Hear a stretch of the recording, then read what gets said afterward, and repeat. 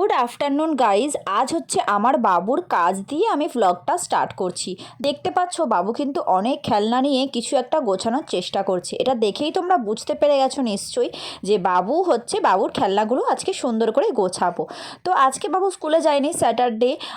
আমারও বাড়িতে অনেক কাজ আছে, কারণ সামনে শবে বরাত, তার অনেক কিছু কাজ আছে। তো সেই জন্য আমি আরও নিয়ে যাইনি। তো এখানে বাবুর আগের দিন দেখেছো যে জামা কাপড়গুলো যেখানে আমি রাখতাম সেটা বাদ দিয়েছি, এটা হলো সেটা। তো এটা বেকার পড়ে থাকবে কেন, সেই জন্য আমি একটা ভেবেছি যে খেলনাগুলো এখানে রেখে দেবো সুন্দর করে, তাহলে অর্গানাইজ করা থাকবে, বাবুরও নিতে সুবিধা হবে আর আমারও একটু জায়গাটা সুন্দর করে গোছানো থাকবে। তো বেশ সেই জন্যই আর কি এটা করে দেয়া।